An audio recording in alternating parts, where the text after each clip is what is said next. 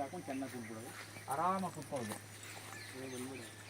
ಕುಳಿತ್ಕೊಂಡು ಹಿಂಗೆ ಕುಳಿತ್ಕೊಂಡು ಈ ಬೆರಳಿದೆಯಲ್ಲ ಇದನ್ನು ನಾಲ್ಗೆ ಹಿಂಗೆ ಟಚ್ ಮಾಡಿದ್ವಿ, ಹಿಂಗೆ ಕಿವಿನಾಗಿ ಟಚ್ ಮಾಡಿ ಹೊಟ್ಟೆ ಹಿಂಗೆ ಇಟ್ಕೊಂಡು ಹಂಗೆ ಟಚ್ ಮಾಡಿದಾಗ ಕುಡಿದಿದ್ದು ಒಂದು ಚಂಬು ನೀರು ಏನಾಗ್ತದೆ ಇದೊಂದು 15 ದಿನಕ್ಕೆ ಒಂದು ಸಲ ಮಾಡಿ. ಇದನ್ನು ನಾವು ವಿದ್ಯಾವಂತರು ಮಾಡ್ಬೋದು. ಅನ್ಎಜುಕೇಟೆಡ್ ನಾಯಿ ಇದೇನು ಮಾಡ್ತದೆ, ತನ್ನ ದೇಹದಲ್ಲಿ ಆರೋಗ್ಯದಲ್ಲಿ ವ್ಯತ್ಯಾಸ ಆದಾಗ ಗರಿಕೆ ಹುಲ್ಲನ್ನು ತಿಂದು ಏನು ಮಾಡ್ತದೆ, ವಾಮಿಟ್ ಮಾಡ್ತದೆ. ಅದೊಂದು ಮಾಡ್ಬೋದು.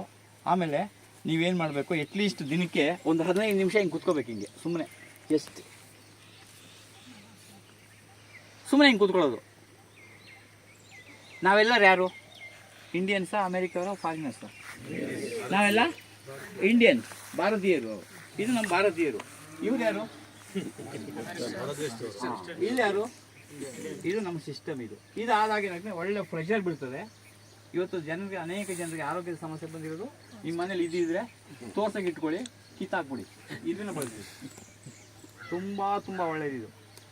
ಇದು ಎಷ್ಟು ಬಳಸ್ತೀರಿ ಅಷ್ಟು ಉತ್ತಮ. ಇಲ್ಲಿ ಏನಾಗ್ತದೆ, ಪ್ರೆಷರ್ ಬೀಳ್ತದೆ. ಇಲ್ಲಿ ಪ್ರೆಷರ್ ಬೀಳ್ತದೆ. ನೀವು ಹಿಂಗೆ ಮಾಡಿದಾಗ ಪ್ರೆಷರ್ ಬೀಳಲ್ಲ.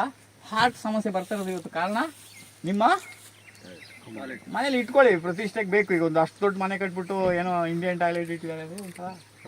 ಅವ್ರು ಯಾರು ಕೂತ್ಕೊಳ್ಬೋದು, ಕೈ ಕಾಲು ಏನೋ ಫ್ರ್ಯಾಕ್ಚರ್ ಆಗಿದ್ದಾಗ, ಆಸ್ಪತ್ರೆಯಲ್ಲಿ ಸಮಸ್ಯೆ ಇದ್ದಾಗ ಇದನ್ನು ಬಳಸಿ, ತೊಂದರೆ ಏನಿಲ್ಲ. ಬಟ್ ಹಿಂಗೆ ಬಳಸಬೇಕಾಗಿದ್ದೇನು, ಇದು ನಿಜವಾದ ಕಾಮ. ಒಂದು 5 ನಿಮಿಷ ಸುಮ್ಮನೆ ಹಿಂಗೆ ಕೂತ್ಕೊಂಡ್ಬಿಡೋದು. ಹಿಂಗೆ ಕೂತ್ಕೊಳ್ಳಿ, ಆರಾಮಾಗಿ ಕೂತ್ಕೊಳ್ಳಿ. ಇದು ಏನು ಮಾಡ್ತದೆ, ನಿಮ್ಮ ಮೇಲೆ ಹೆಚ್ಚು ಪರಿಣಾಮ ಬೀರ್ತದೆ. ಭಾಳ ಸ್ವಲ್ಪ ಸ್ವಲ್ಪ ಅಭ್ಯಾಸ ಮಾಡಿ. ಇದು ತುಂಬ ತುಂಬ ಒಳ್ಳೆಯದಿದು. ನಿಮಗೆ 1 ದಿನದಲ್ಲಿ 2 ದಿನದಲ್ಲಿ ಆಗಲಿಕ್ಕಿಲ್ಲ. ಸ್ವಲ್ಪ ಸ್ವಲ್ಪ ಸ್ವಲ್ಪ ಅಭ್ಯಾಸ ಮಾಡಿ. ಇದು ತುಂಬ ಒಳ್ಳೆಯದು. ಆಮೇಲೆ ಹೇಳುವಾಗ ಆರಾಮಾಗಿ ಸ್ವಲ್ಪ ಇಂದ ಅಭ್ಯಾಸ ಮಾಡಿ. ಇದು ನಿಮ್ಮನ್ನ ತುಂಬ ಚೆನ್ನಾಗಿ ಕಾಪಾಡ್ತದೆ. ಆಮೇಲೆ ಊಟ ಮಾಡಿದ ತಕ್ಷಣ ಮತ್ತು ಆಮೇಲೆ ಬೆಳಿಗ್ಗೆ ಎದ್ದು ನಿಮ್ಮ ತೋಟದಲ್ಲಿ ಜಮೀನಲ್ಲಿ ಒಂದು 30 ನಿಮಿಷ ಇನ್ನು ವಾಕ್ ಮಾಡಿ, ಬರೀ ನೆಲದಲ್ಲಿ.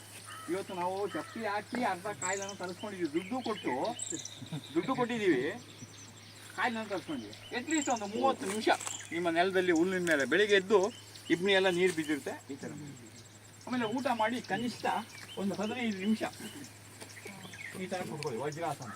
ತಿಂಡಿ ತಿಂದಿದ್ದೀರಲ್ಲ, ಕುಂತ್ಕೋಬೋದು. ಜಸ್ಟ್ 10 ನಿಮಿಷ 15 ನಿಮಿಷ ಕೂತ್ಕೊಳ್ಳಿ. ಲೈಫ್ ಲಾಂಗ್ ಜಾಯಿಂಟ್ ಪೇನ್ ಬರಲ್ಲ. ಆಮೇಲೆ ಬೆನ್ನು ಮೂಳೆ ಸ್ಟ್ರೈಟ್ ಇರ್ತದೆ. ಇಲ್ಲೇ ಸ್ಟ್ರೈಟ್ ಇಟ್ಕೊಂಡು ಕೇಳಂಗಿಲ್ಲ.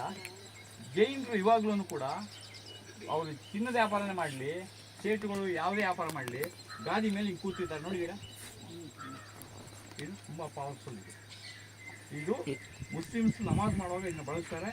It's very powerful. ಕ್ರೈಸ್ತರು ಏನು ಮಾಡ್ತಾರೆ, ಹೀಗೆ ಪ್ರೇಯರ್ ಮಾಡ್ತಾರೆ, ಹೌದಾ?